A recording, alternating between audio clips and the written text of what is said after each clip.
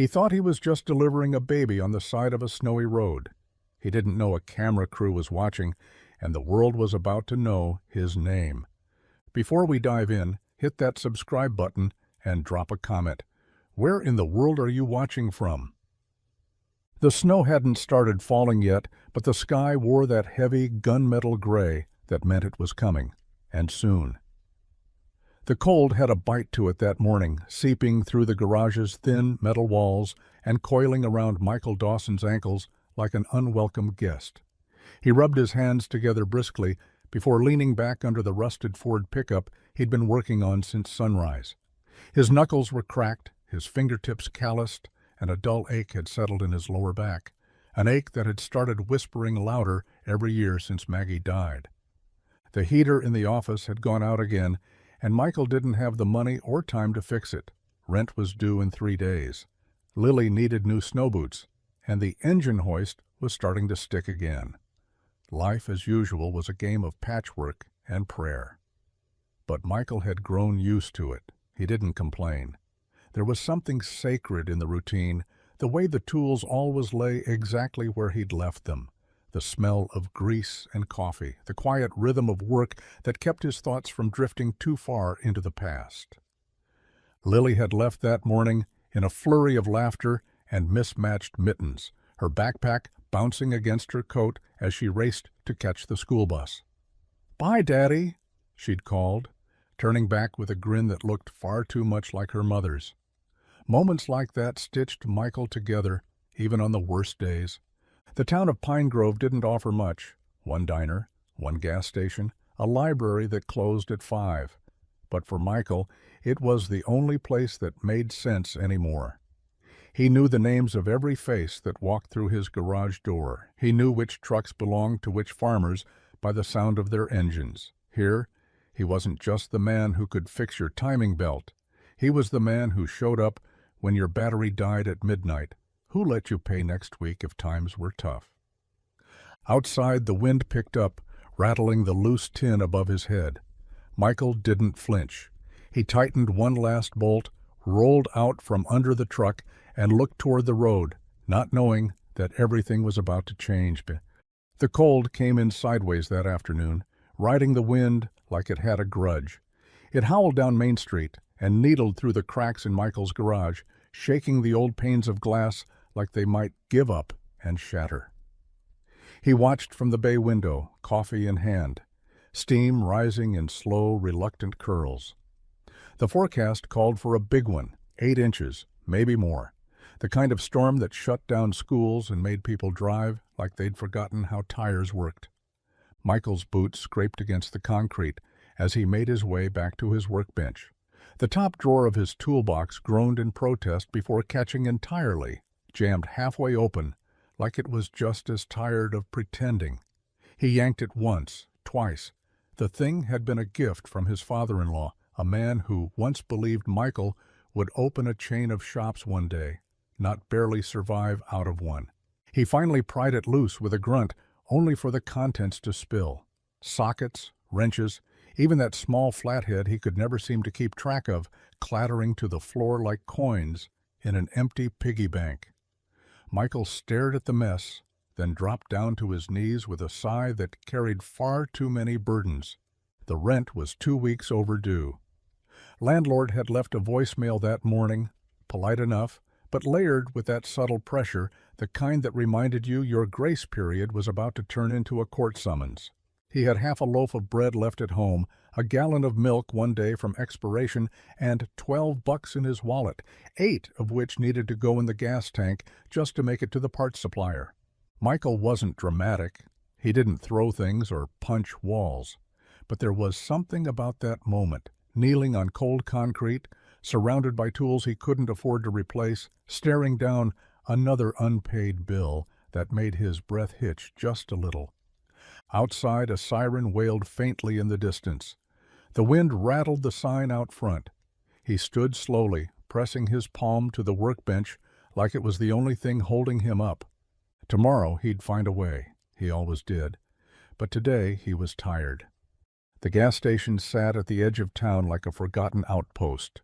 2 flickering pumps, a weather-beaten canopy, and a bell that jingled every time the front door swung open, no matter how many times someone tried to silence it with duct tape. Michael pulled in just as the first flakes began to fall. Fat, slow ones that floated like they didn't yet believe in the storm they were part of. He turned off the ignition and stepped out, bracing against the cold. The wind had picked up, sharper now, and it carried the distinct scent of snow and wood smoke. He grabbed the pump, swiped his nearly maxed-out debit card, and listened to the satisfying click of gas flowing. At least for now, the truck would make it through the night. Through the smudged window of the gas station's small shop, he could see a scene unfolding. 2 out-of-towners in matching puffer jackets stood at the counter, their arms flailing in frustration, while the young clerk behind the register looked like he was contemplating quitting on the spot. Michael tilted his head, listening, as one of the tourists raised her voice. "How does your card reader not take chip? It's 2025, for God's sake," the woman snapped, her breath fogging the glass. The man beside her added, "We were told there was a resort out here. You're telling me there's no reception and no Wi-Fi either?" The clerk, barely older than 16, shrugged with the deadpan calm of someone used to weird questions. "Welcome to Pine Grove." Michael watched, the scene oddly surreal. People didn't come to Pine Grove unless they had to or were lost, and these 2 looked like they belonged in a different zip code entirely. He glanced down the road. No fancy SUs parked nearby, no signs of a camera crew, but still, something about their energy buzzed wrong. He finished fueling and stepped inside, just as the doorbell let out its familiar broken jingle. The woman turned and glanced at him, eyes flickering with sudden calculation. Michael nodded politely, grabbed a coffee from the machine, and paid in cash.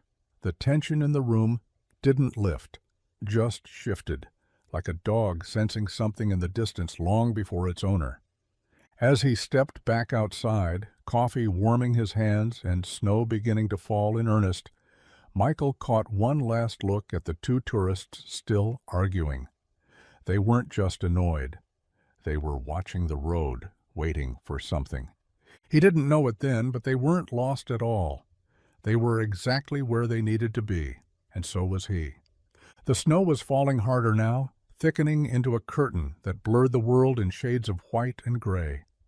The road back to Lily's friend's house was mostly empty, the few tire tracks already softening under the relentless flurry. Michael drove slowly, one hand on the wheel, the other resting lightly on the heater vent, coaxing a little more warmth into his fingers. The old truck's tires groaned over the frozen asphalt, windshield wipers smearing more than clearing, but he knew these roads like the back of his hand. Every dip, every bend, every spot that turned into an ice rink in the winter. As he crested the ridge before the long sloping hill into Briar Hollow, something caught his eye. Headlights, flickering, moving wrong. The white sedan ahead veered sharply. One moment it was hugging the road, the next it hit a patch of black ice and fishtailed. Michael's stomach dropped. He watched, helpless, as the car spun once, twice, and then slid off the shoulder into the ditch with a muffled crunch. Without thinking, he braked and eased the truck over to the shoulder. The snow was already coating the ground in a thin, slippery blanket, and he felt the tires shift beneath him as he came to a stop. Hazard lights blinking, he threw the truck into park, grabbed his gloves from the dash, and jumped out. Cold air slapped his face as he ran toward the crumpled sedan. Steam curled up from under the hood, ghostly, in the pale light. He could barely make out movement inside. He knocked hard on the driver's side window. "You okay?" The window cracked open, and a woman's panicked voice answered, "Help! She's in labor!" Michael blinked. For a split second, he thought he'd misheard. But then he saw the second woman in the back seat, reclined, face contorted in pain, clutching her belly. Something primal snapped into place. The mechanic, the father, the man who'd once held his wife's hand through 16 hours of labor, all of it fused in that one moment. He didn't hesitate. He yanked the door open, heart pounding now, not from the cold, but from the weight of what he was stepping into. "Okay," he said, voice steady despite the storm. "We're going to get through this. I need towels, water, and your trust." "You got all three?" The woman in the passenger seat stared at him, stunned. Then she nodded. Michael rolled up his sleeves, took a breath, and stepped into the most unexpected job he'd ever been handed. The interior of the car was stifling despite the cold outside, the windows fogged from heat and panic. Michael ducked into the back seat, the overhead dome light casting a dull glow on the chaos unfolding inside. The woman in labor was reclined awkwardly, her legs bent, one hand gripping the seat belt like a lifeline, the other cradling her belly. Her face was pale, jaw clenched, sweat collecting at her temple despite the freezing temperature. "Breathe," Michael said gently, crouching beside her, trying to assess the situation without overwhelming her. "What's your name?" "Jess," she gasped. "It's too soon. She's coming." The contractions were close. He didn't need a stopwatch to know that. He'd been here before, years ago, but he still remembered the look in Maggie's eyes when Lily had arrived early on a similar stormy night. He placed a steady hand on Jess's shoulder. "You're not alone, Jess. We're going to get through this." In the front seat, the other woman was fumbling with her phone, her fingers trembling. I can't get signal. It was working 10 minutes ago. We need to call the crew." Michael frowned. "Crew?" She looked up at him, startled, wide eyes, glossy lips, and a jacket that looked like it cost more than his monthly rent. "Yes, we were filming. She wasn't supposed to go into labor yet. They were going to meet us back on the main road, but we got turned around. I told them this route was a bad idea." Michael didn't have time for a full explanation. "Filming what?" She swallowed hard. "A reality series? Born Wild. It doesn't matter right now." Her voice cracked under the weight of stress, but Michael stayed calm. He shifted back to Jess, who let out a pained groan that pierced the small space like a siren. Her whole body tensed, and Michael knew they were on borrowed time. "Okay, Jess," he said, locking eyes with her. "I need you to focus on your breathing, all right? Short inhales, slow exhales. We've got maybe minutes before this baby says hello." Jess tried to nod, tears slipping from the corners of her eyes. Michael reached for the emergency blanket from the trunk compartment, barely managing to spread it out beneath her in the cramped back seat. "You're doing great," he murmured, wiping her brow with an old flannel rag from his jacket pocket. Outside, the snow kept falling, muffling the world in silence. Inside, new life was demanding to be heard. The world outside had disappeared beneath a blanket of white. The snow, the storm, the frozen air, it all faded into silence. Inside the car, though, everything pulsed with urgency. Jess gripped the back seat like it could anchor her to reality, her face contorted in pain, her breath sharp and uneven. Michael knelt beside her, his hands already moving, his voice calm but steady, the way his wife had once needed his to be. "Jess, I know it hurts. I know you're scared. But I need you to listen to me now, okay? We don't have time to panic. We've only got time to bring this baby into the world." She nodded, barely, her eyes glassy and wide. He turned to the other woman, still frozen in the front seat, phone useless in her lap.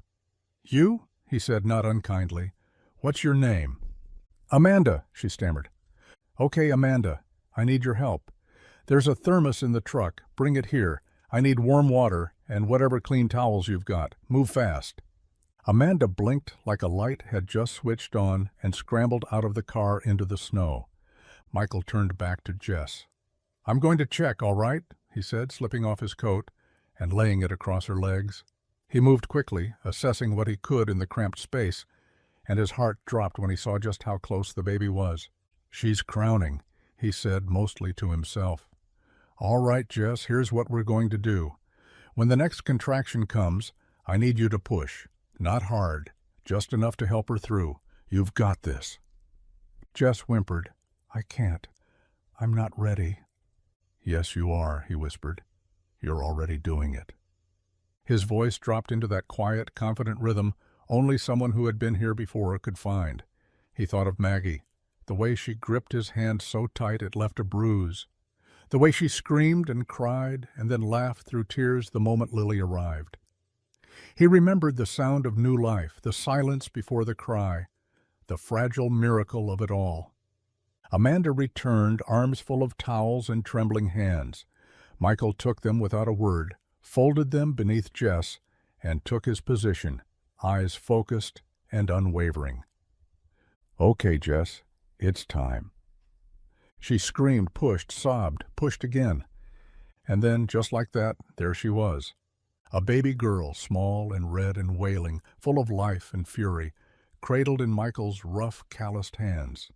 He wrapped her in a towel, cleared her nose and mouth, and handed her to Jess, whose face broke into sobs and laughter all at once. "You did it," Michael said softly. "She's here." And for a brief moment, in that snow-covered ditch, on the side of a forgotten road, the world stopped turning, and a tired mechanic held the impossible in his hands. The baby's cries pierced through the frost-muted world like a spark in the dark, raw, loud, undeniable. Jess clutched her daughter against her chest, her tears falling fast now, mingling with sweat and snow as she cradled the newborn in the crook of her arms. The chaos of labor had faded into the fragile stillness of a miracle. Michael sat back on his heels, wiping his forehead with a trembling hand. His heart was pounding, but he kept his face calm for Jess's sake. It wasn't his first time witnessing birth, but it was the first time since Maggie, and somehow, even through the cold and exhaustion, he felt the warmth of something bigger, something sacred. Then came the crunch of tires. It started faint, too deliberate to be random, but grew louder, closer, more intentional. Michael looked up just in time to see a dark van pull in behind his truck. Its sliding side door opened with a metallic scrape, and out stepped a man in a down parka, heavy boots, and a baseball cap pulled low over his brow. In his gloved hands, a camera. Michael blinked. "What the hell?" "Keep rolling," the man called over his shoulder.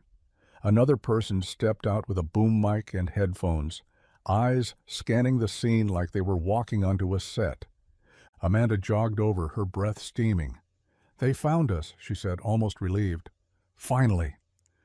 Jess looked up in a haze. "They filmed that?" "We didn't plan for it to happen here," Amanda muttered, brushing snow off her sleeve. "They were supposed to be waiting on Route 9. We got turned around." The cameraman circled the car, filming every angle, the crumpled fender, the blankets, the newborn in Jess's arms. "This is gold," he muttered to himself. "Absolute gold." Michael rose slowly, the warmth in his chest replaced by a chill that had nothing to do with the weather. "You were filming this?" "It's a reality show," Amanda said, trying to sound casual. "Born wild, real births in unpredictable places. It's all legal, I swear. Jess signed waivers months ago." Michael stared at her, stunned. "You let her go into labor out here in a snowstorm for a TV show?" "No, it wasn't supposed to go like this," Amanda insisted. "We thought we had more time. She wasn't due for 2 more weeks. We were just scouting locations." Michael looked back at Jess. She wasn't saying anything now, just holding her daughter, her eyes locked on the tiny face nestled against her. And then the cameraman turned to Michael, adjusting his focus. "Hey-oh," he said, pointing the lens directly at him. "That was incredible. The way you handled everything, it was like you've done this 100 times. You're a natural." Michael stepped back. "Turn that off. We'll blur your face if you want," the cameraman offered quickly. "But man, you're going to go viral. People are going to eat this up." Michael shook his head. He hadn't done it for an audience. He hadn't done it for cameras or credit. He'd done it because someone needed help, because he'd been there once, holding Maggie's hand, scared out of his mind. And yet, as the baby whimpered and Jess finally smiled, the cameras kept rolling. Michael didn't know it yet, but that footage, the quiet hero in flannel, the snow, the cry of new life, was already on its way to changing everything.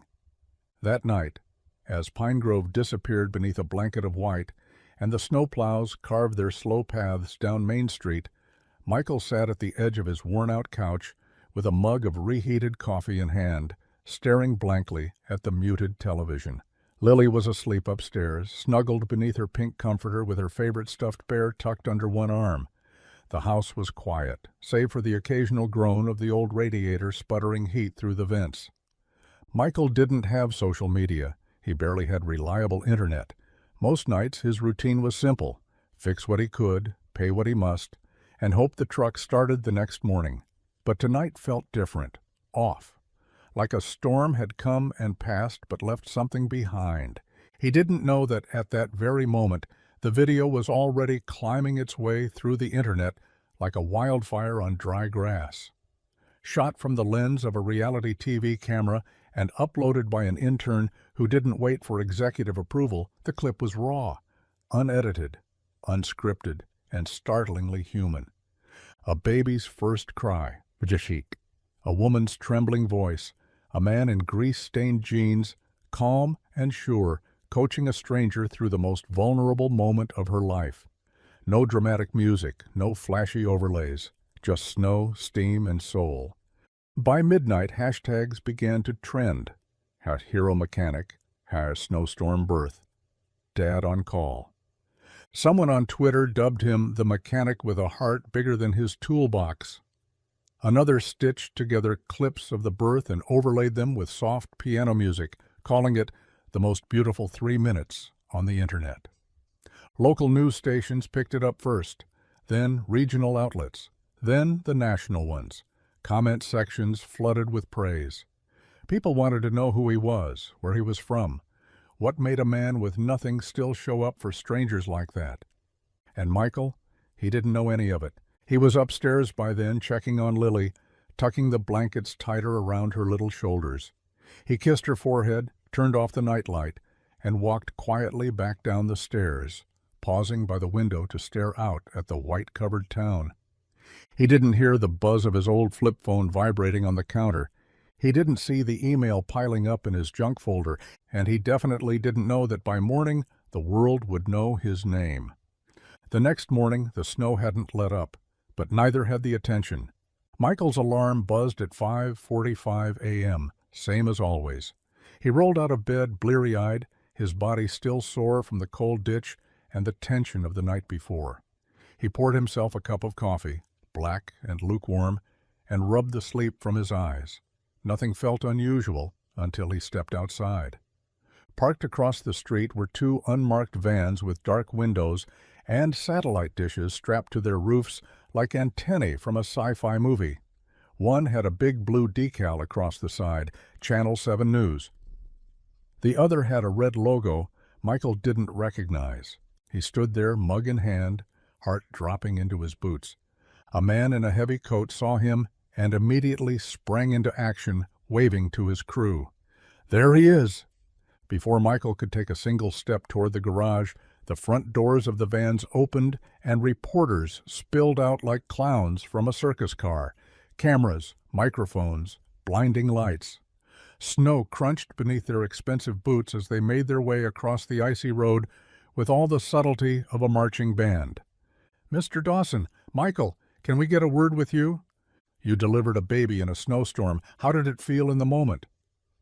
"People are calling you the Hero Mechanic Dad. Do you plan to go into medicine next?" Michael held up a hand like a crossing guard trying to stop a semi-truck. "I'm just trying to open the shop," he said quietly. But it didn't matter. Another car pulled up. Then another. Local news anchors, morning talk show producers, a YouTuber in a hoodie holding a selfie stick. They circled his shop like hawks with notepads, each hoping to get a fresh quote or exclusive shot. Inside, the garage was still as dusty and unglamorous as ever. Cracked linoleum, rusted tools, the smell of old oil clinging to the walls. But the moment he opened the big metal door, a reporter ducked inside and started filming like it was sacred ground. Michael barely got a chance to flip the lights on before someone stuck a mic in his face again. "How does it feel knowing millions watched you become a hero overnight?" He blinked at the man. "I didn't become anything. I just showed up." but showing up, it seemed, was all it took. More vans were pulling in now. A boom mic poked through the open window. Michael heard Lily stirring upstairs through the baby monitor. Thank God she hadn't come down yet. He backed away from the crowd, retreating into the garage like it could protect him. He wasn't used to this. Praise always made him itch. Cameras made him sweat. And being turned into something, someone he didn't recognize, that made his skin crawl. He just wanted to fix cars, raise his daughter, and make it through the week without something breaking down, inside the house or inside himself. But now the world had seen him, and it wasn't looking away. That night, the house felt quieter than usual, but not in a peaceful way. It was the kind of quiet that crept into the corners and made everything feel too big. Michael stood at the sink, scrubbing a stubborn patch of macaroni from a plate, but his mind wasn't on the dishes. It was on the cameras, the voices, the microphones shoved at his face, the strangers who somehow knew his name. Upstairs, Lily was unusually still. She hadn't rushed through her dinner with her usual questions about spelling bees or drawing contests. She hadn't begged to stay up 10 more minutes or asked for hot cocoa. She just sat there, chewing quietly, stealing glances at her dad like she was trying to figure something out. When he finally tucked her in, the usual chatter didn't come. She just held her stuffed bear tight and stared at the ceiling for a while before whispering, "Daddy?" Michael sat on the edge of the bed, brushing a strand of hair from her forehead. "Yeah, Bug? Are you famous now?" He blinked. "What?" "Everyone at school said you're on TV, that you're a hero, that a baby came out in your hands and now the whole world knows." Michael sighed, rubbing the back of his neck. "Well, I guess a lot of people saw that video, but I don't think that makes me famous." She looked at him carefully, the way only kids can when they're searching for truth, not comfort. "So, does this mean things are going to change? Are we going to move? Are you going to be gone all the time, like movie people?" He let out a soft laugh, but it didn't reach his eyes. "No, honey. I'm still your dad. I still gotta fix Mr. Hanley's tractor tomorrow, and your lunch still needs to be packed, and your bedtime stories aren't going anywhere." "But they keep coming to the garage," she said, her voice smaller now. "What if they don't stop?" Michael took her hand in his calloused one. "Then I'll tell them to. Because nothing's more important than this house and this room and that little smile right there." She looked at him for a beat longer, then nodded, satisfied. "You think the baby's okay?" she asked after a moment. "I do," he said, his voice soft. "She's got a strong mama and a story that started with a whole lot of love." "Like mine?" He smiled now. "A real one, exactly like yours." She squeezed his hand. "Good. I don't care if you're famous. I just want my old dad who fixes things." "You've still got him," he said. "Forever." And as he turned off the lamp and walked back down the stairs, he realized that was the only part of his life that had to stay the same, because it was the only part that ever really mattered. The snow had finally begun to melt, leaving behind slush puddles and salt-stained sidewalks, but Michael's nerves remained frozen. It had been 5 days since the video went viral, and though the reporters had mostly thinned out, his phone hadn't stopped buzzing. He'd started turning it off by noon just to keep his sanity. The garage door still creaked, the register still jammed. The world, as far as he could see, should have returned to normal. But then a rental car pulled up, black, sleek, and way too polished for Pine Grove's muddy roads. The driver's door opened, and a woman stepped out in red boots that probably cost more than his whole truck. She was tall, confident, wrapped in a long wool coat with sunglasses pushed into her hair. She looked like she'd stepped out of a New York boardroom and into the wrong zip code. Michael watched from the garage bay, wiping his hands on a rag as she approached. "You must be Michael Dawson," she said, her voice smooth as a well-produced voiceover. "Depends who's asking," he replied warily. She smiled. "Carla Vega, executive producer of Born Wild, and a big fan." Michael raised an eyebrow. "You flew all the way here for that?" "For you," she said simply. "Mind if I come in?" He hesitated, then nodded. Inside, the garage smelled of rubber and oil, the usual symphony of clinks and whirs echoing faintly. Carla didn't seem fazed. She sat on the edge of a workbench like she'd done it before, pulling a sleek folder from her bag. "We want to offer you something," she began, her tone already rehearsed. "Not just a follow-up interview, not a guest appearance, a regular spot. A segment, really." Michael narrowed his eyes. "What kind of segment?" She opened the folder, revealing a proposal neatly typed on branded letterhead. "Dad on Call. Each week you help someone in a real emergency, not just car trouble, life moments, deliveries, stuck vehicles, unexpected snowstorms. We follow you, see what happens, no scripts, no nonsense, just real people and your real instincts." Michael let out a low breath. "So, you want to make a show out of me showing up for strangers?" She leaned forward. "That's exactly it. You're real. You're grounded. People trust you. They need someone like you on their screen, someone who reminds them that kindness still exists." He didn't answer right away. His fingers tapped absently on the metal shelf beside him. It sounded crazy. It was crazy, but the idea lingered, unwelcome yet oddly magnetic. Not because of the fame, but because, for the first time in a long time, someone saw what he did, the way he lived, and called it enough. "What's the catch?" he asked finally. Carla grinned. "No catch. Just your time, your heart, and a little bit of trust. We'll take care of the rest." And there it was, a door he never thought would open. A chance to do what he already did, but louder, brighter, broadcast to a world desperate for something real. He looked past her, out the window, where Lily's school bus was just pulling around the corner. "I'll think about it," he said, and he meant it. The proposal sat unopened on the kitchen table, right next to Lily's half-eaten bowl of cereal and a crayon drawing of a unicorn with mismatched legs. Michael hadn't touched it since Carla left. He hadn't even read past the first sentence. It felt like a stranger had walked into his house and handed him a lottery ticket, one he didn't know how to cash in without losing something else. He stood at the sink that evening, staring out the window as dusk settled over Pine Grove. The street lamp flickered on with a soft hum. The snow was melting in patches now, leaving behind muddy earth and crooked footprints. And still, that folder sat there, silently promising a life he didn't know if he wanted. Fame, cameras, contracts. It was everything he'd never dreamed of. Michael had always been a behind-the-scenes kind of man. He liked fixing things no one else noticed. He liked showing up without anyone clapping for it. That's how he'd lived, with quiet effort, quiet sacrifice. The idea of his face on screens, his voice cut and edited into catchy sound bites, felt like trying to fit a square wrench into a round bolt. And yet, the money. He'd done the math 100 times. If the numbers Carla had tossed around were even half real, it would mean no more skipping oil changes on the truck just to buy Lily new boots, no more waiting for overdue checks to clear, no more keeping the heat at 64 degrees all winter. He looked at the drawing Lily had left him.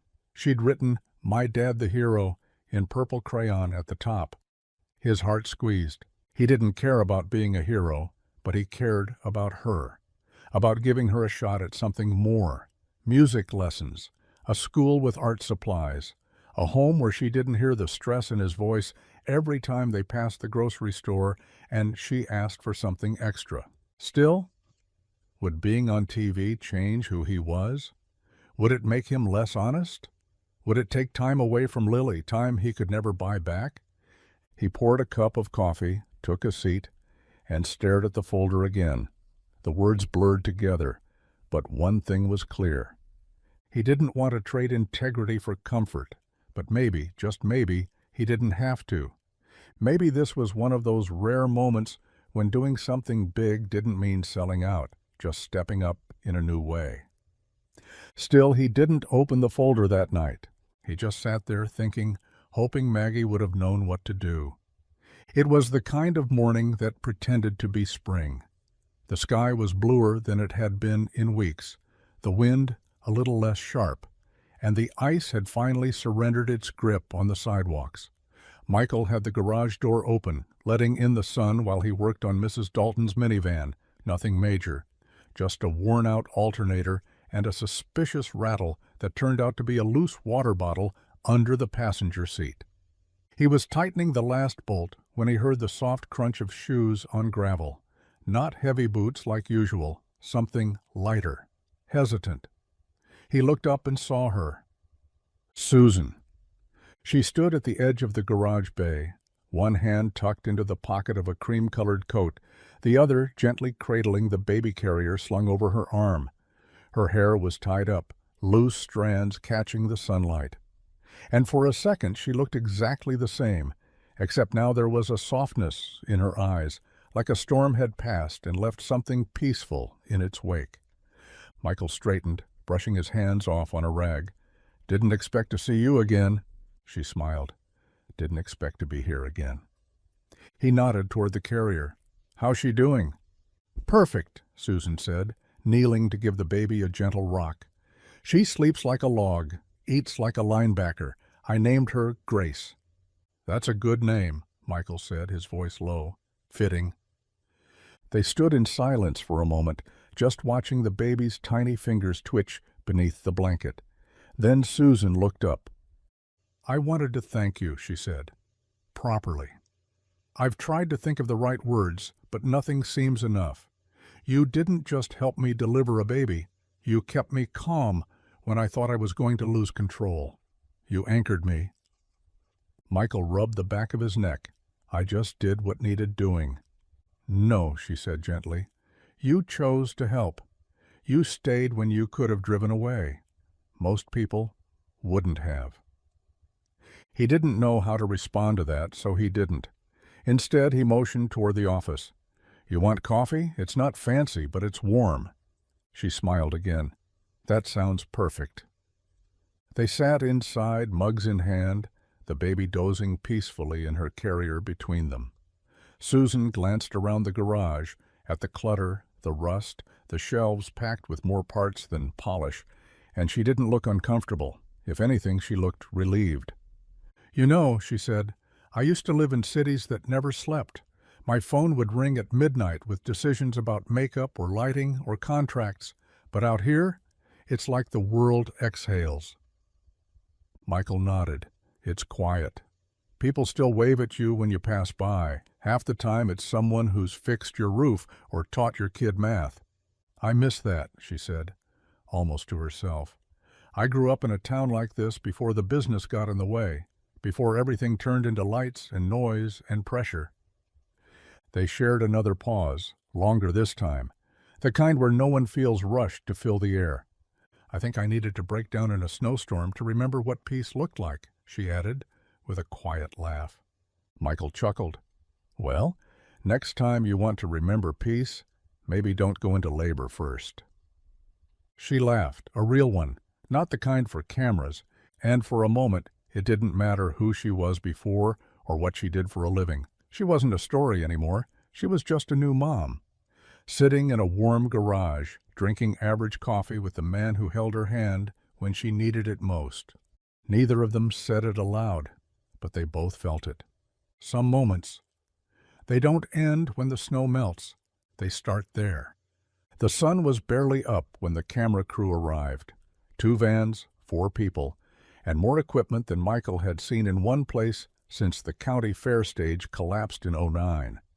He stood just inside the garage, arms crossed, watching as they set up cables and tripods and a boom mic so big it looked like it could pick up whispers from the moon. Lily sat on the steps with a bowl of cereal, swinging her legs and pretending not to stare. She'd already asked a dozen questions that morning. Will they film everything? Do I have to wear makeup? Can I still go to school if you're famous? Michael had given the same answer every time. I don't know, Bug. We'll figure it out. Carla appeared in her usual whirlwind fashion, clipboard in hand, red lipstick flawless, at 7 a.m. Michael, she beamed, ready for your big debut? He shrugged, tugging at the collar of his shirt. I wore the clean flannel. That's about all the prep I've got." She laughed. "Perfect. Just be yourself. Just be yourself. Easier said than done when someone's holding a camera 3 feet from your face." The first scene was simple. Michael walking into the garage like he always did. Open the door, flip on the lights, pour a cup of coffee. But the moment the director yelled, "Action!" nothing felt natural. He fumbled with the light switch, spilled the coffee, and forgot where to look. They cut, reset, tried again. By the third take, Michael wasn't sure if he was sweating from the heat of the lights or the heat of embarrassment. But then something shifted. Midway through the day, a woman from across town came in with a broken heater fan. Single mom, 2 kids, paycheck not due until next week. Without thinking, Michael walked her through the fix, jerry-rigged apart from the shelf, and told her not to worry about the cost. He didn't realize the cameras were rolling. Later, the footage was reviewed. Carla watched the playback with folded arms and a rare softness in her voice. "There it is," she said. "That's the moment. No scripted lines, no dramatic pauses, just a man doing what he'd always done, the way he'd always done it." The episode aired 2 weeks later under the pilot title, Dad on Call, Pine Grove's quiet hero. It wasn't flashy. It wasn't fast. But it felt like something people didn't know they needed. Comment sections flooded with messages. "He reminds me of my dad. Why am I crying over a heater fan? More of this, please, more of him." Michael didn't read the comments. He barely understood how to open the app. But Carla printed out the best ones and left them in a folder on his workbench. He kept it buried under invoices and spark plugs, but he never threw it out. And at night, when Lily curled up beside him and said, "I liked the part where you helped that lady," he smiled a little and said, "Me too." The world was watching now, but he wasn't performing. He was just showing up, and somehow that was enough. The checks started coming in quicker than the snow could melt. Not life-changing amounts, at first, but enough to cover the rent early, enough to replace the old space heater in the garage, enough to finally buy Lily the warm winter coat she'd been eyeing in the catalog for 2 years without saying a word. Michael used to measure his success by how many engines he could fix before sundown. Now he found himself sitting at the kitchen table with spreadsheets and phone calls from accountants, his name printed neatly on paper he didn't quite know how to read. Carla sent him a new set of tools, top of the line, titanium-coated everything, the kind of wrenches that made old-timers whisper reverently. He laid them out on the bench, gleaming and untouched, afraid to smudge them. Things were good. Until they weren't. It started small, a comment on a reposted video. "Does anyone else think it's weird how he lets his daughter run around the shop like that? Isn't that dangerous?" Then another. "Love this guy, but someone needs to help him with his wardrobe. He's dressed like a gas station attendant from 1985. The tone shifted. The kindness got tangled with criticism. Strangers debated whether Lily should be on camera, whether Michael's southern-tinged drawl was real or performed, whether his single dad story had been manufactured by the network for views. He didn't answer any of it, wouldn't have known how. But he saw it. Carla tried to buffer him from the worst of it, but even Pine Grove had internet now, and once something was out there, it didn't go back.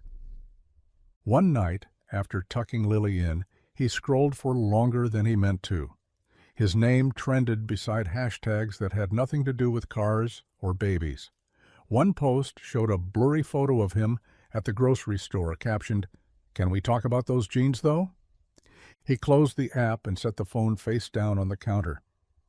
The spotlight, it turned out, didn't just highlight the good. It magnified everything. The cracks, the wear, the quiet moments no one was ever supposed to see. Michael used to take pride in staying invisible. Now, he couldn't go to the gas station without someone recognizing him. And every handshake, every compliment, felt like it came with a silent question. "Are you still the man we thought you were?" He hadn't changed, not really, but the world around him had. The first note home was handwritten in pencil on the back of a math worksheet. Lily seemed distracted today, unusually quiet. Please check in with her.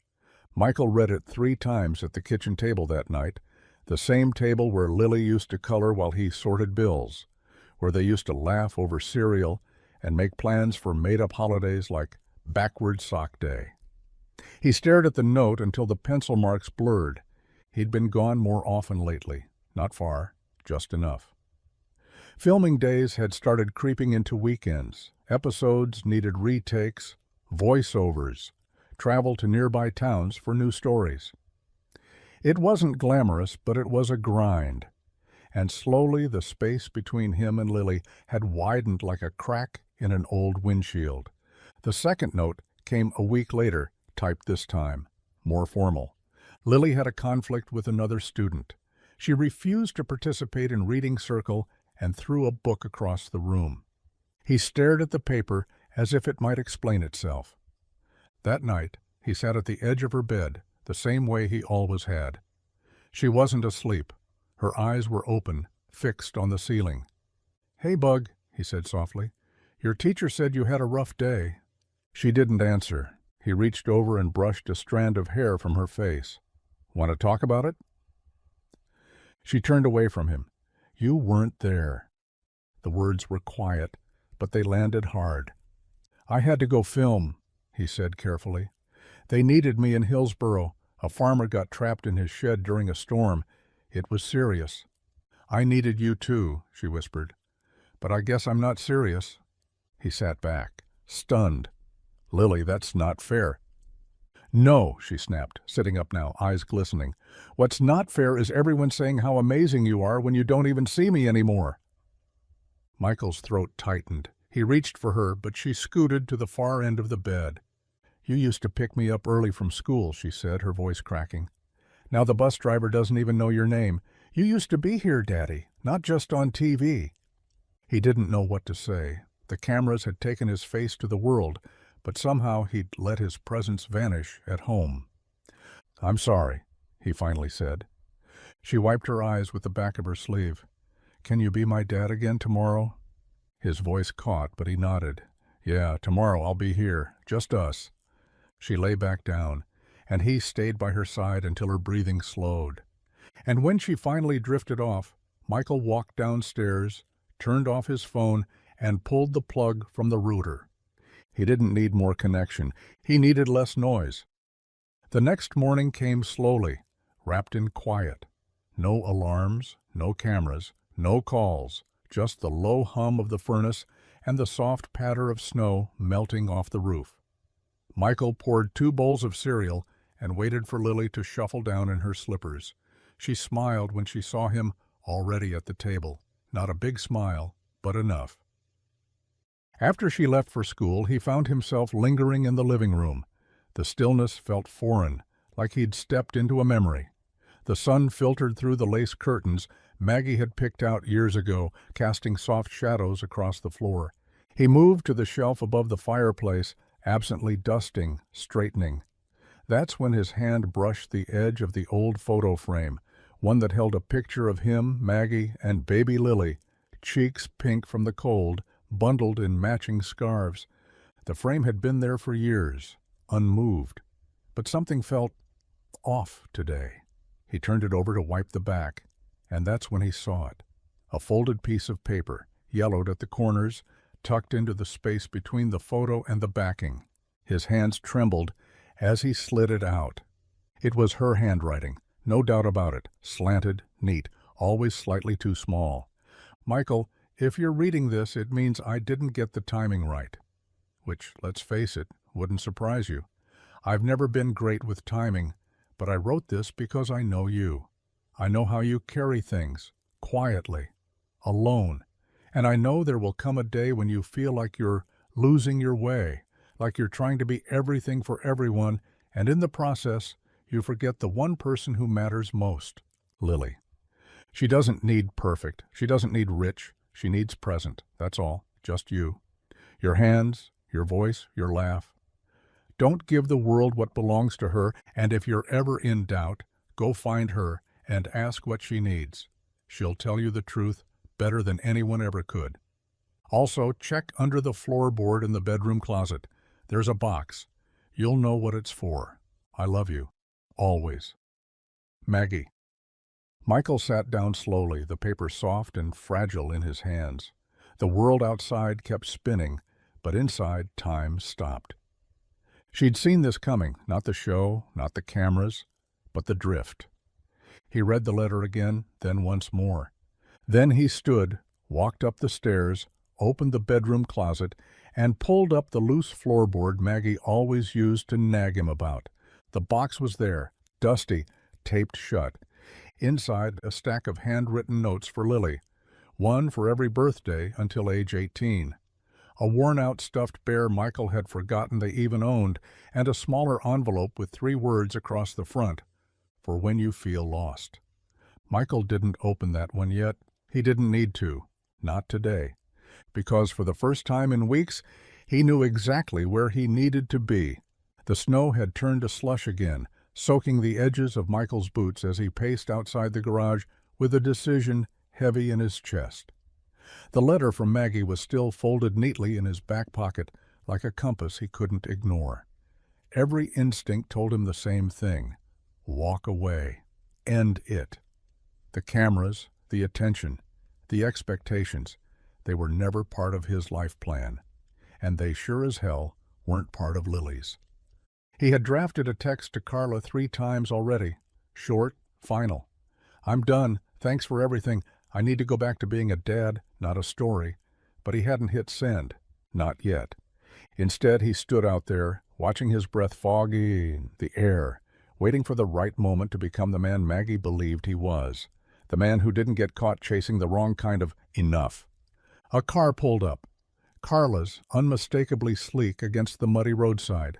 She stepped out, her boots crunching against the slush, sunglasses perched in her hair, coat cinched like she was headed to a magazine shoot instead of a small-town garage.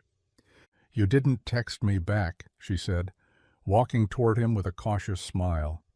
"Which means either you're still thinking, or you're about to slam a door in my face."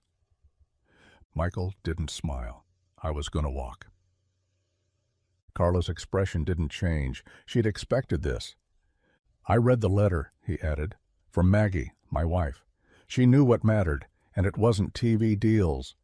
Carla crossed her arms, not defensive, just present. "You think I don't understand that? You don't live it." "You're right," she said softly. "I don't? But I respect the hell out of it. And I'm not here to convince you to keep doing something that hurts your family. I'm here to offer you something different." Michael raised an eyebrow, skeptical. "What if we restructured the show?" Carla said.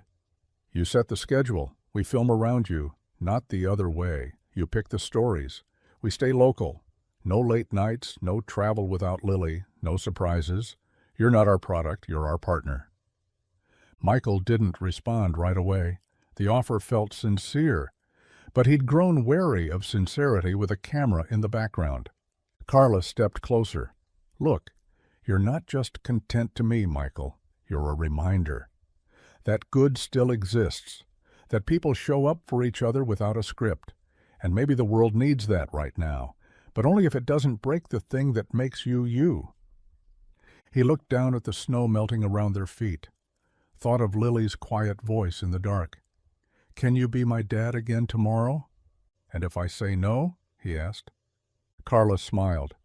"Then I shake your hand, thank you for what you've given the world, and let you go back to being the man Pine Grove already knew you were." Michael took a long breath, and for the first time since this whole thing started, he didn't feel trapped. He felt free to choose, and that changed everything. The first sign of change came quietly. New street lamps installed along Main, their sleek black poles standing a little too tall, a little too modern, casting a white glow that felt foreign in a town used to amber and soft shadows. Then came the cafe remodel. The Smiths tore out their hand-painted sign and replaced it with something printed, corporate clean. Same homemade pies inside, but the charm outside? Gone. At first, it seemed like something to celebrate. Pine Grove had always been a quiet town, a tucked-away corner of the world where time moved a little slower and people still left keys in their ignitions.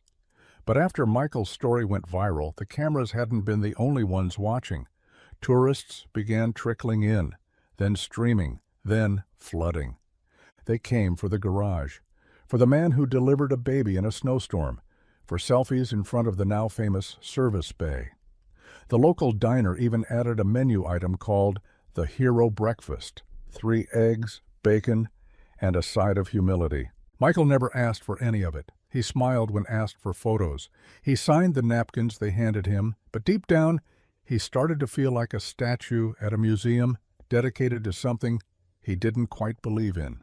With the attention came money, and with the money came opportunity. A real estate developer from the city showed up, offering to buy out the old hardware store for a boutique hotel. Locals argued, some excited, others afraid. Mayor Collins, who once judged the pie contest at the county fair, started showing up to town meetings in suits and talking about economic scaling.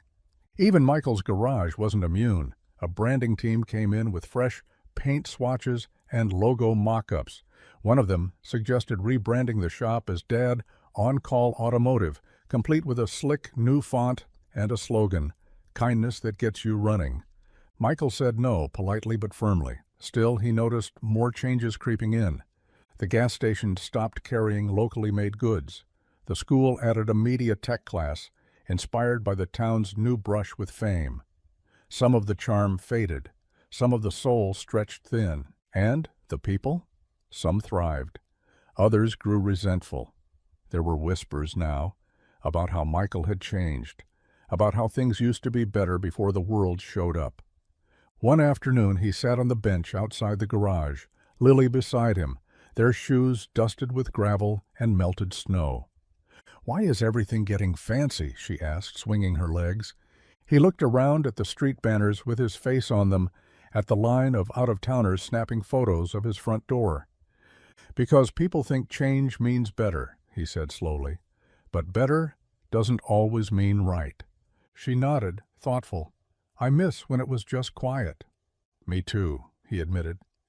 Pine Grove wasn't the town he'd grown up in anymore, but maybe it didn't have to be frozen in time. Maybe it just needed someone to protect its heart while the rest of it evolved. So the next day, Michael painted over the new logo mock-up on the garage wall himself, not out of bitterness, but out of love, out of memory, out of the belief that progress meant nothing if it erased the place that taught him how to care in the first place.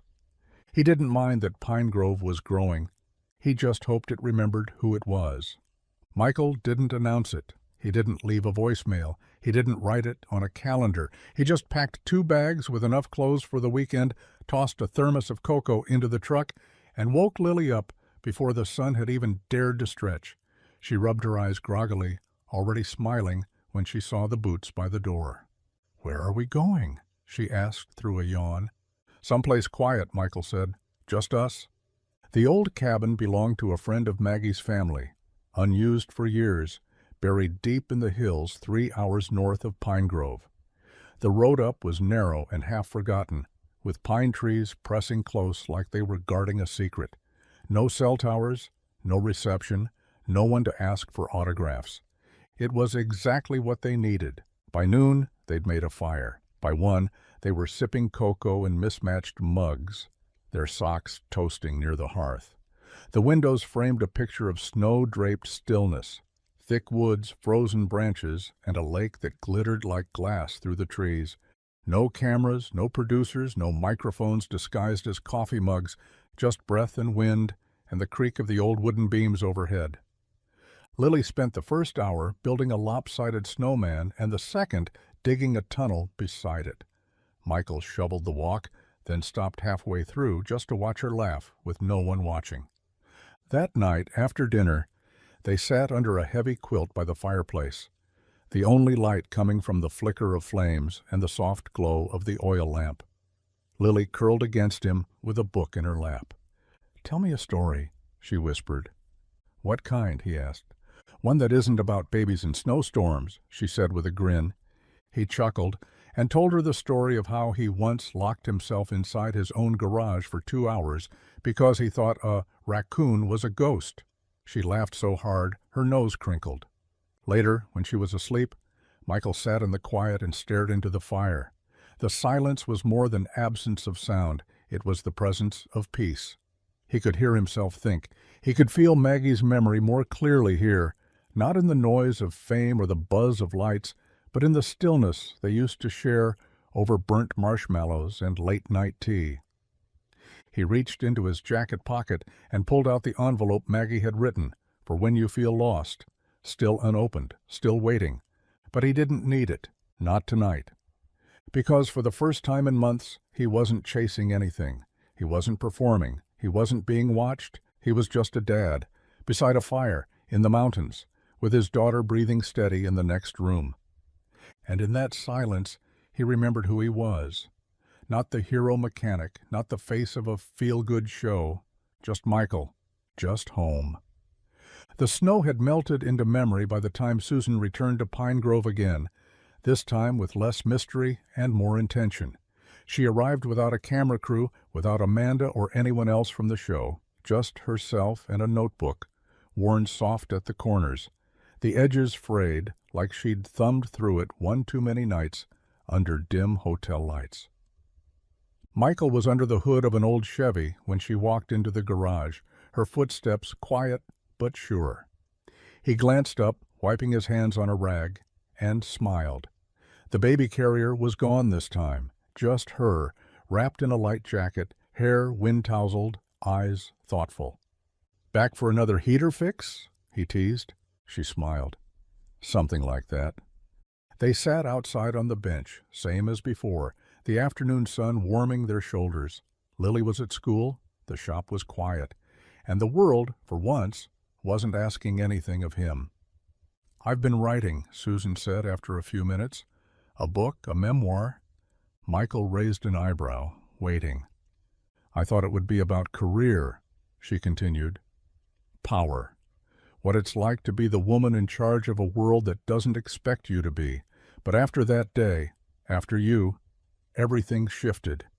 I realized the story I want to tell. It isn't about me at all." Michael leaned back, resting his elbows on the top of the bench. "So what is it about?" "It's about that moment," she said, her voice softer now. "The snow, the panic, the calm you gave me when everything was falling apart. It was more than just a birth. It was a reset, a reminder that real people, people like you, still exist." He didn't speak. He'd never seen himself as someone worth writing about. Fixing radiators, keeping his daughter fed, showing up when no one else could, that was just life. That wasn't a story. But Susan pulled out her notebook and opened to a page near the center. Handwritten across the top were the words, "The Man in the Snowstorm." "I want you to help me write this chapter," she said, meeting his eyes. "Co-write it with me, from your side, from your voice. The world's heard my version. They need to hear yours too." Michael let the words sit for a while. He looked down at the floorboards, then back at her. "Why me?" "Because it was your hands that caught my daughter, your voice that kept me grounded, and because when the cameras were rolling, you were the only one who forgot they were there. That kind of honesty deserves ink." He rubbed his thumb along the edge of the bench. "I'm not a writer." "You don't have to be. Just tell the truth. I'll help shape it." He thought of Lily, of Maggie's letter, of the envelope still tucked away, unopened, and then he thought of how many men like him lived lives that never got written down. How many did the right thing quietly, unseen? "All right," he said, I'll try." Susan smiled, the kind of smile that didn't need to be recorded to matter. And just like that, a new kind of story began. D'Etienne, one made not of drama, but of grace. One chapter at a time. The email came on a Tuesday, buried between an overdue parts invoice and a PTO flyer from Lily's school. Michael almost deleted it without opening. Subject lines like "exciting opportunity for co-authors" usually meant spam or someone trying to sell him a seminar, but this one had Susan's name in the CC line, and that was enough to pause his thumb. It was from a major publisher in New York, one of the big ones. They'd read the draft chapter. They were moved, and they wanted more. A full memoir, not just from Susan, from both of them. Michael stared at the screen like it had grown teeth. He'd written his parts the only way he knew how, by hand, on yellow legal pads, during quiet evenings after Lily had gone to bed. Honest words, uneven paragraphs, raw memories from a snowy road and the years that came before it. He hadn't meant for them to be anything special, just true. And somehow, that truth had struck a chord. Susan called later that night, practically vibrating through the phone. "Michael, they're not just interested, they're excited. They want to rush the timeline, get it out before the end of the year. They're calling it a story the world needs right now." He sat at the kitchen table, blinking at the blinking cursor of his ancient laptop. "It's just what happened," he said quietly. "Exactly," Susan said. "That's what makes it matter." When he told Lily, her eyes lit up like he'd just offered her a unicorn. "You're going to be in a book? Like a real one, in a library?" He nodded, chuckling. "Looks like it." She grinned. "Can I draw the pictures?" He thought she meant doodles, just for fun. But when the publisher saw her sketches of the snowstorm, the garage, and that tiny baby wrapped in a towel, they asked if she'd illustrate the cover. She nearly passed out. And so, just like that, The Man in the Snowstorm became more than a project. It became a family legacy. Michael's voice told the story, Susan's pen shaped it, and Lily's drawings brought it to life with all the wonder only a child can see. When the first printed copy arrived in the mail, Michael didn't open it right away. He sat with it on his lap for a long time, staring at the hand-drawn cover, the bold title, and the little heart in the corner with 3 tiny letters, LD. He ran his fingers over the spine, cracked it open to the dedication, and read the words Susan had insisted be printed first, to those who show up when it matters most and never expect a camera to notice. He closed the book gently, exhaled, and whispered, "Maggie would have loved this." And in that moment, Michael Dawson, mechanic, father, reluctant public figure, was no longer just a face on a screen. He was part of something lasting, something written in ink and heart, something that wouldn't melt when the snow did. The call came just after sunset, during one of those rare, peaceful evenings when everything felt still. Lily was upstairs, humming to herself while painting stars on the ceiling of her room. Michael was in the garage, reorganizing shelves that didn't really need reorganizing just to feel useful. The phone buzzed in his pocket, unknown number, city code he didn't recognize. He almost let it go to voicemail. Almost. "Mr. Dawson?" the voice said, smooth, practiced, far too polite to be trusted. "Trevor Marks, Public Pulse Weekly. I'm working on a piece for an upcoming feature. Would you have a moment to answer a few questions?" Michael rubbed the back of his neck. "Depends on the questions." A pause. A smile tucked behind the voice. "Fair enough. We're running a story about your rise, viral fame, television, the memoir. People are curious. Where did you come from? Who is the hero mechanic, that sort of thing." "I'm just a guy who showed up," Michael said flatly. "Yes, well," Trevor continued, "we did a little digging just as part of our due diligence, and we came across something from years ago, a DUI charge, rural Missouri, night of April 6th, 2004. You pled guilty, did the program, paid the fine. It's all there, public record." Michael closed his eyes. That name, that night, that version of himself. He hadn't thought about it in years. It was a scar long faded, but not forgotten. "I was 21, he said quietly. "One mistake. No one got hurt. I did everything the court asked, and I've spent every day since trying to be better than I was." "I believe you," Trevor said too easily, "but others might not. Readers like a clean hero, Mr. Dawson, a perfect one. And while this story doesn't disqualify you from being admired, it certainly changes the tone, don't you think?" Michael clenched his jaw. "You didn't call to ask questions. You called to offer a warning." "I'm giving you a chance to respond," Trevor replied, casual as a shrug. Would you like to make a statement before we run the piece?" Michael didn't answer. He hung up instead. That night, the weight of that call sat heavy on his chest. He stood in the doorway of Lily's room, watching her sleep under her painted stars, and wondered how long peace was allowed to last before the past came knocking. Downstairs, he opened the envelope from Maggie, the one labeled, "For when you feel lost." Inside, a single note in her delicate handwriting. "The world will look for cracks. Don't be ashamed of them. They're how the light gets in." Michael folded the note and placed it over his heart. He wasn't a perfect man, but he was no longer the one who made that mistake, and he'd never pretend otherwise. Tomorrow, the world would hear his truth from his own mouth, not because he had to, but because it was time. The garage was quiet the next morning, but not still. There was a kind of hum in the air, the kind that comes when something real is about to happen. Michael stood in front of the camera crew, wearing his usual flannel shirt, not pressed, not new, and no script in hand, just a cup of coffee, calloused fingers, and the weight of a story he'd carried for 2 decades. Carla had offered to bury it. "We can spin it," she said, her voice low, almost apologetic. "Or we don't have to mention it at all. You don't owe anyone an explanation."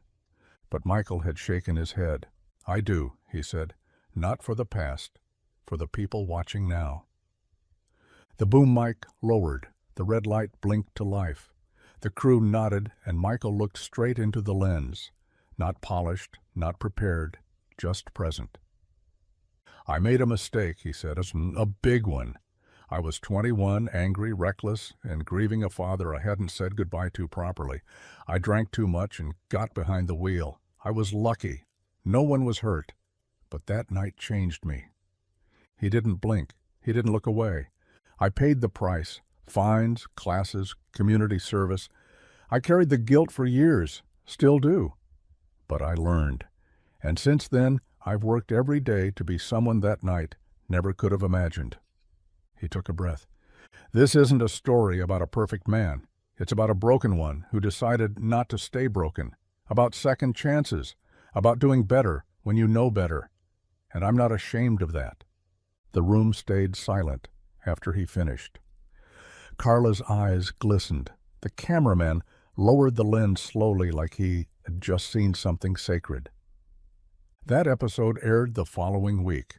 No cuts, no edits, just Michael. And the world listened. Comments poured in, not judgment, but grace. "My brother needed to hear this today. This man just taught my son more about accountability than I ever could. Heroes aren't perfect. They're honest." Even the tabloid that had threatened to run the story retracted its draft, citing a rare example of a man who told his own truth louder than we ever could. Michael didn't celebrate. He didn't glow. But that night he sat beside Lily on the couch as she leaned her head against his shoulder and whispered, "I'm proud of you, Daddy." And that meant more than 1,000 good headlines. Because Michael hadn't just owned his story, he'd taken back the pen. The old garage still smelled like oil and stubborn metal, but for the first time in years, it didn't feel like something barely hanging on. It felt like possibility. The cracked linoleum was gone, replaced by sealed concrete with embedded floor drains. The ancient space heaters had been swapped out for radiant coils under the floor. The lights overhead were LED now, bright and clean, but still humming with the familiar warmth of the shop's past. Michael stood in the center of it all, hands on his hips, taking in what used to be a place of survival. Now it was something else, something that breathed. He didn't want a flashy renovation, no neon signs, no waiting lounge with cappuccino machines. What he wanted was to give the place back its soul, and then some. The kind of place where kids with rough homes or rough hands could come, learn the language of engines and bolts and responsibility. So he used a slice of his book advance and show earnings, not for more screen time, but for something real. He kept the sign out front the same. Dawson's Garage. No branding agency, no slogans, just a new plaque beside the door that read, "Built on mistakes, rebuilt with purpose." The back room, once stacked with forgotten tires and rusted frames, had been transformed into a training bay. 2 donated cars sat waiting, stripped down and ready for learning. There were shelves full of tools, labeled, clean, and neatly organized, something Michael never thought he'd live to see in his own shop. He reached out to the high school counselor, asked for names. Kids falling behind, kids skipping class, kids who had fire but no direction. Within 2 weeks, 5 teenagers stood in his garage with rolled-up sleeves and that look in their eyes, the one he used to wear when he was desperate to feel useful. He didn't lecture them. He handed them sockets and grease pens, showed them how to change oil, taught them how to listen for the sound of a dying alternator, how to treat an engine with respect. Some of them didn't say much, but one boy, Marcus, came in early every morning just to practice loosening bolts without breaking them. "You think I can really do this?" he asked one afternoon, wiping sweat from his brow. Michael looked him straight in the eye. "If you can show up and try every day, you already are." Word spread quickly. Parents started calling. A teacher donated shop manuals. One retired mechanic showed up with a crate of brand-new spark plugs and said, "Put these to better use than I ever did." It became more than a garage. It became a promise. Lily spent her afternoons there too, handing out lemonade to the teens, sketching drawings of cars on the whiteboard, pretending to be the manager. She even gave the training program a name, Second Gear. Michael laughed when she told him, but later the name stuck with him, because that's what it was, a second chance, for the garage, for the kids, for himself. And every time he saw one of those teens walk in with dirt under their nails and hope in their eyes, he knew. He hadn't just revived a building, he'd rebuilt the future. It started slowly, like most good things in Pine Grove, not with parades or speeches, but with small gestures that slipped under the radar. A fresh coat of paint on the old library's front steps. A broken swing replaced at the park. Someone weeded the flower beds in front of the post office, and no one knew who, but everyone noticed. Michael saw it in glimpses as he drove through town. Mr. Hanley, who hadn't left his porch since his wife passed, was now out every morning helping the hardware clerk fix the sidewalk ramp. Teenagers, some of them the very kids from the garage, were volunteering at the senior center on weekends, changing light bulbs and clearing snow without being asked. Even the diner, which had been on the verge of closing, suddenly had a line out the door. A local farmer partnered with the owners to supply fresh eggs and milk, and Lily had helped redesign the menu cover using one of her colorful sketches, complete with a smiling wrench and a stack of pancakes. People were still coming to Pine Grove to see the garage, but they were staying for everything else. The local bookstore reopened, this time run by 2 sisters who used to commute to the city but quit their jobs to try something brave. They started hosting reading nights, one for kids, one for adults, with hot cider and old blankets folded on every chair. Michael was roped into reading aloud once. He did it nervously with too many stumbles and one full-page mispronunciation, but the applause afterward made his ears burn in the best way. The church next door, empty for nearly a year, came alive again, not with sermons, but with community potlucks and free coat drives. A group of veterans turned the old firehouse into a workshop for teaching carpentry and welding. Local musicians started jamming outside the general store on Saturday mornings, guitars and banjos echoing through the street like Pine Grove had a pulse again. Even Mayor Collins, who had once been content with ribbon cuttings and pancake breakfasts, started rolling up his sleeves. He helped haul lumber, he helped hang signs, he planted a row of new trees along the elementary school fence, and didn't bother with the press release.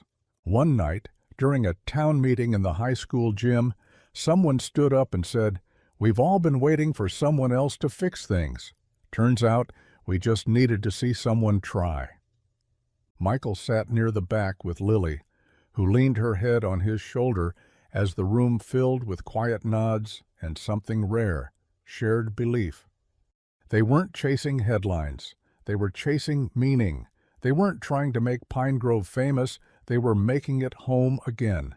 And Michael knew then what he'd only hoped before. You don't need to save a town, you just need to remind it that it can save itself. The letter came in a sleek, embossed envelope with a gold foil seal, so unlike anything else in Michael's mailbox that he nearly tossed it aside, assuming it was another promotional gimmick. But something about the weight of it, the care in its corners, made him pause. He slid it open with his pocket knife and pulled out a thick card, cream-colored, the words raised in elegant lettering that made him feel like he was holding something far too formal for a mechanic with grease on his fingers. He read the first sentence twice. Dear Mr. Dawson, we are pleased to inform you that your series, Dad on Call, has been nominated for the National Humanitarian Media Award, recognizing broadcast programs that have made a lasting impact through authentic stories of hope, service, and compassion. He blinked, read the paragraph again. The letter went on, thanking him for restoring faith in humanity, for highlighting the power of ordinary people doing extraordinary things, and concluded with a personal invitation to speak at the Global Summit on Ordinary Heroes, a televised event that brought together community leaders, activists, and difference-makers from around the world. Michael set the letter down on the kitchen counter next to Lily's half-finished science project and a bowl of week-old fruit. He ran a hand through his hair and let out a long breath. It didn't feel real, or maybe it did, and that's what scared him.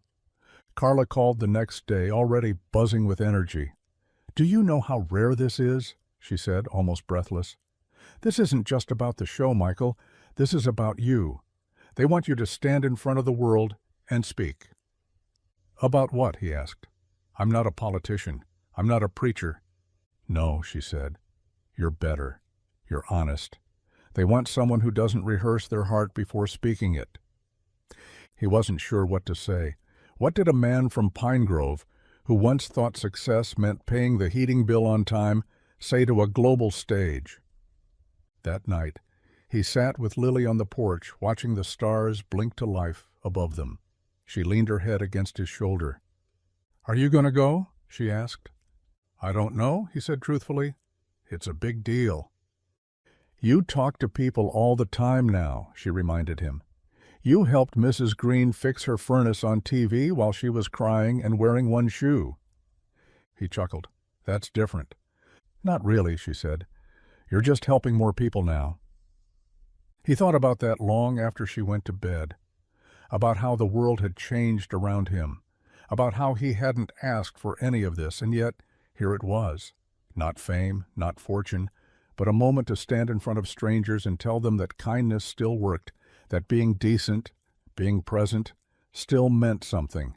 He picked up the letter again, read it under the kitchen light, then reached for a pen. He would go, not to represent a network or a show or a headline, but to remind the world that heroes don't always wear uniforms. Sometimes they wear flannel, and they just show up. The gymnasium buzzed with folding chairs and nervous parents, the kind of small-town excitement that turned elementary school plays into full-scale events. Paper stars dangled from the ceiling. Glittered cardboard trees lined the stage. Pine Grove Elementary's annual Winter Wonders performance was about to begin, and Michael had snagged a seat in the second row, camera tucked in his coat pocket, bouquet of daisies, Lily's favorite, in his hand. He was exhausted. Just 2 days ago, he'd accepted the invitation to speak at the Global Summit. Carla was already planning travel arrangements and media prep. The world was pulling on him again, but tonight he wasn't Dad on Call. He was just Lily's dad, sitting among other parents with mittens in their laps and phones aimed at the stage. The show began with squeaky songs and crooked halos. Lily appeared halfway through in a hand-sewn cape, deep blue with silver stars, something Maggie would have called magical. She was playing the North Wind. Her lines were short, rehearsed carefully for weeks, and she nailed them with the kind of confidence only a child with nothing to prove could muster. Then, just as the music was about to swell for the final curtain, the principal stepped onto the stage and tapped the mic. "We have one last surprise," she said, smiling. "One of our students wrote a few words for tonight. She asked to read them, and we thought it was the perfect way to close the evening. Lily Dawson, come on up." Michael blinked. He hadn't known. She hadn't said a word. Lily stepped forward, still in her cape, holding a folded piece of notebook paper. Her hands trembled slightly, but her voice, when she began, was clear. "My name is Lily, and I'm in Mr. Adams's third-grade class. I was supposed to say something about the stars and snow, but I wrote something else instead." She paused, her eyes scanning the crowd until they landed on Michael. "My dad helps people, a lot of people. He was on TV when a baby got born in the snow, and now he's in a book and on posters, but that's not why I think he's a hero." The gym went still. "He's a hero because he makes me pancakes when I feel sad, because he taught me how to change a tire, because he always tucks me in, even when he's tired, even when his phone rings. He's the same person on the news and at home, and that's how I know he's real." Michael felt his throat tighten, heart pounding louder than the applause that was already starting. Lily smiled, her cheeks flushed, eyes bright. "So if anyone asks me who my hero is, I'll say this. It's the guy who fixes things, even when they're invisible." She stepped back, and the room erupted. Michael stood, barely holding the flowers in his hands, not even trying to hide the tears that gathered in his eyes. Around him people clapped. Some wiped their cheeks, others nodded like they'd just heard something they'd been needing to believe again. Afterward, Lily rushed into his arms, still beaming. "You knew?" he asked, voice thick. She shook her head. "Nope, I just felt it." And in that moment, surrounded by folding chairs, paper stars, and the quiet hum of a town that finally understood, Michael realized it wasn't the awards, or the cameras, or even the speeches that mattered most.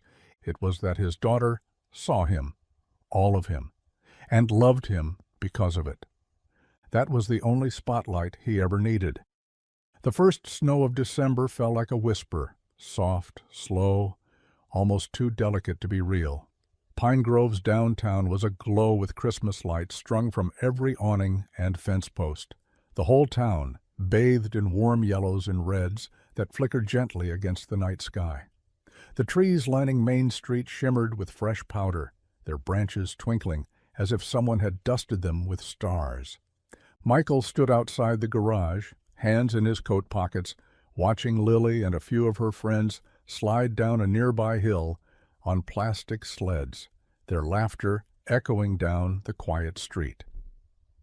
The town had just finished its annual tree-lighting ceremony, and most of the crowd had filtered into the diner for cocoa and pie. But Michael stayed behind. He liked the hush after the celebration, the way the night seemed to settle and breathe. He didn't hear Susan approach, but when she appeared beside him, bundled in a deep green coat and scarf, her cheeks pink from the cold, he wasn't surprised. "Still your favorite spot?" she asked, nudging him gently.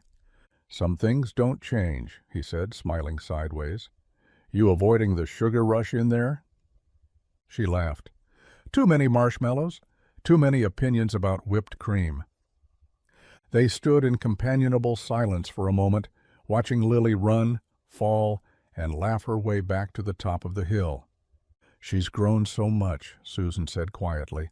"She's got your steadiness, your stubbornness too, I bet." Michael chuckled. She definitely didn't get it from Maggie's side. Susan turned to face him, her breath visible between them, her expression softer than he'd seen it in weeks. "I never really thanked you for saying yes to the book, for being part of it. It changed my life."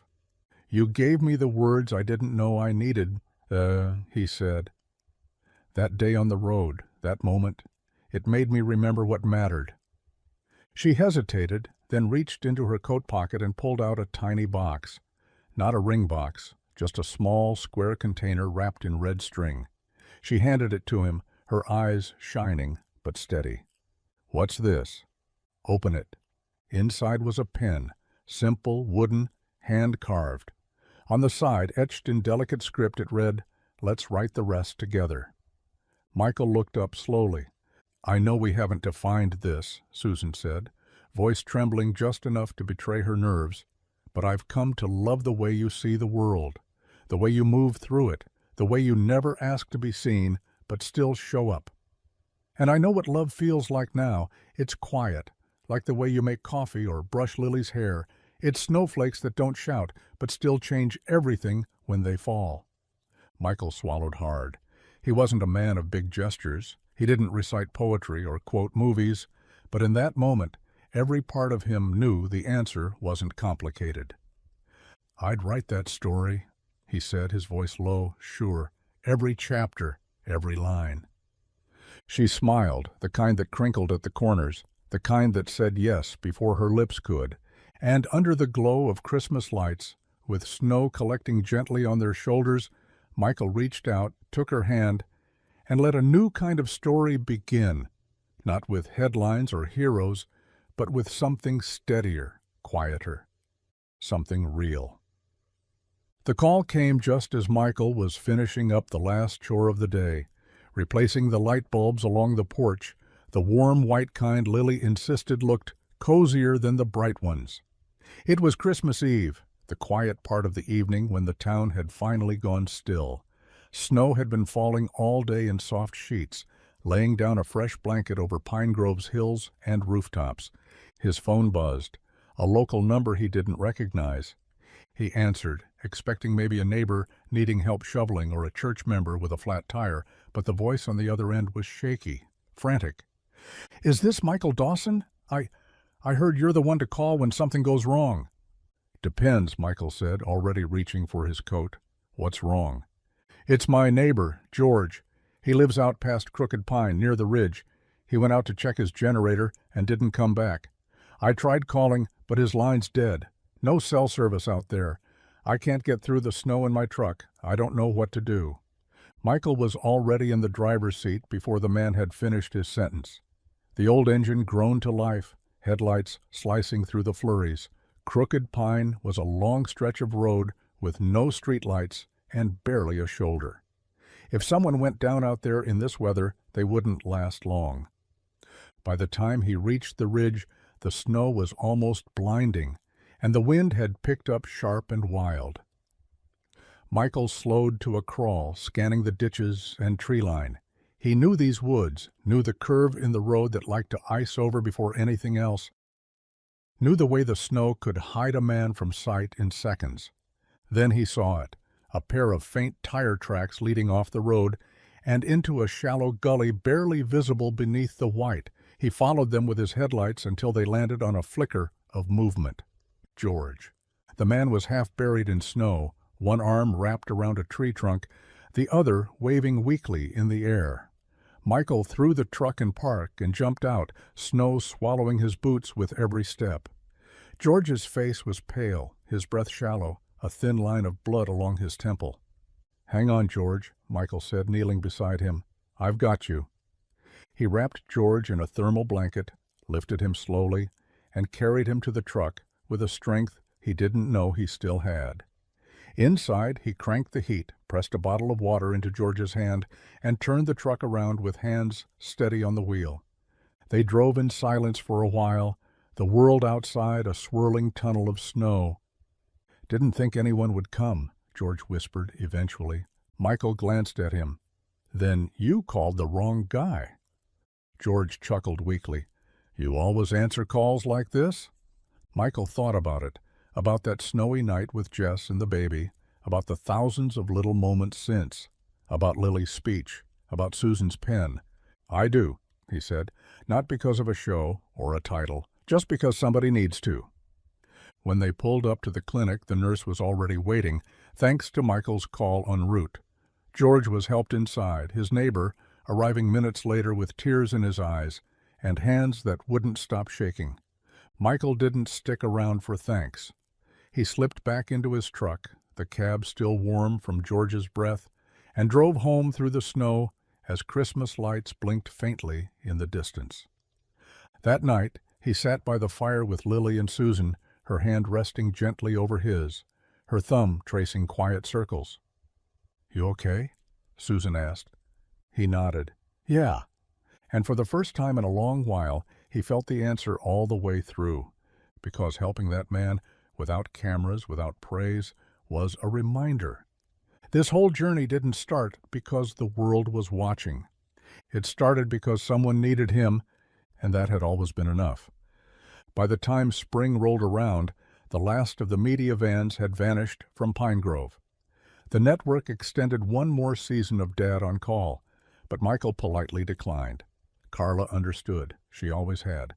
"It was never about the camera for you," she said over coffee during their final meeting. That's why it worked.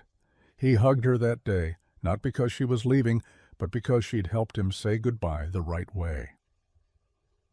The show didn't end with a bang. There was no grand finale, just a simple voiceover, footage of Michael fixing a school bus engine, and a final line that said, more than fanfare ever could, he just kept showing up. And then, quiet. The garage never closed, not even for a day. The sign above the door, still worn at the edges, still read, Dawson's Garage. No neon, no branding, just a small addition carved in wood and mounted beside it, second gear, Est by Grace. Every Tuesday and Thursday, local teens filtered in after school, hands greasy by sundown, but heads held a little higher than they used to be. Michael didn't teach them how to be mechanics as much as he taught them how to keep trying. How to listen. How to tighten a bolt without forcing it. Lily sometimes helped grade their quizzes, though she mostly doodled spark plugs with smiley faces in the margins. Susan stayed, not all at once. At first it was weekends, then it was Tuesdays too. Then it was breakfast and bedtime stories, and holding Michael's hand without needing to say why. They didn't rush anything. Love, they'd both learned, didn't need a spotlight. It just needed room to breathe. Michael still got recognized from time to time at the grocery store, on long drives. Once, a man from Chicago pulled up just to say thanks for reminding him how to be a better father. But the request grew quieter. The question stopped being about fame and started being about faith, in kindness, in small towns, in second chances. The memoir hit bestseller lists briefly, but Michael barely noticed. He only found out because Lily ran in waving a library copy with his face on the inside flap, yelling, "You're next to Charlotte's Web." Life slowed down again, not in a boring way, in a real way. He helped build a new roof for the school, taught Lily how to change her first tire, took Grace, now toddling and fierce, on her first wagon ride through the farmer's market. At night, when the town was quiet and the air smelled like rain on gravel, he would sit on the porch with Susan, her head on his shoulder, the past folded neatly behind them. He didn't miss the spotlight. He missed nothing. Because the story, once built from chance and chaos, had settled into something better than headlines. It had become his life, rewritten, and finally complete. The crowd sat hushed beneath the wide white canopy, sunlight flickering through spring leaves overhead as the university's commencement ceremony unfolded. Chairs stretched in every direction, parents clutching programs, cameras poised in trembling hands. Somewhere near the front, Susan dabbed the corner of her eye with a tissue, her other hand clutching Michael's tightly, though she knew, without looking, that his own eyes had already misted over. On stage, Lily Dawson adjusted the microphone with both hands. Her gown swayed gently in the breeze, the honor cords around her neck catching glints of sunlight. She stood tall, steady, not a trace of nerves in her voice as she began. "My name is Lily Dawson. I am a writer, an engineer, and the proud daughter of the man who taught me everything I ever needed to know about strength." A ripple moved through the crowd. He wasn't a politician, or a professor, or anyone the world expected to see on TV. He was a mechanic, a single dad, a man who once fixed his entire life with nothing but a wrench, a promise, and an open heart. A photo flashed behind her on the big screen. An old one, faded at the edges. Michael standing beside his garage, flannel sleeves rolled up, grease on his cheek, and a newborn wrapped in a flannel blanket in his arms. "It all started with a snowstorm," Lily continued. "A woman in labor, a broken-down car, no cameras at first, just need. And my dad, who never ran from someone in need. She paused, letting the silence settle before continuing. But that night wasn't a beginning because of what he did. It was a beginning because of who he was. That's what I've come to understand. That one act of kindness didn't just save a life. It changed his, and mine, and eventually millions of others. Michael looked down at his hands, older now, still rough around the edges, but today they felt light. "My dad didn't chase success," Lily said, her voice warm and unwavering. "He didn't chase attention. He chased meaning. And somehow, without even trying, he became a message, a reminder that it's not about fame or flash or headlines. It's about showing up when it's hard, when it's quiet, when no one else will." She held up the pen Susan had once carved, the same one Michael had carried in his coat pocket through every speech, every garage lesson, every emergency. "I carry this with me," she said, "because it's not just a pen, it's a promise. That the story he started doesn't end here, that I'll keep writing it, that we all can." The crowd rose to their feet, applause swelling like a wave. Michael didn't move right away. He just watched his daughter on that stage, standing tall in front of the world, speaking truth not from notes, but from the roots of her heart. And in that moment it was clear. He had never needed the spotlight, because the brightest light in his life was shining right there, reading the story of the mechanic who became a message.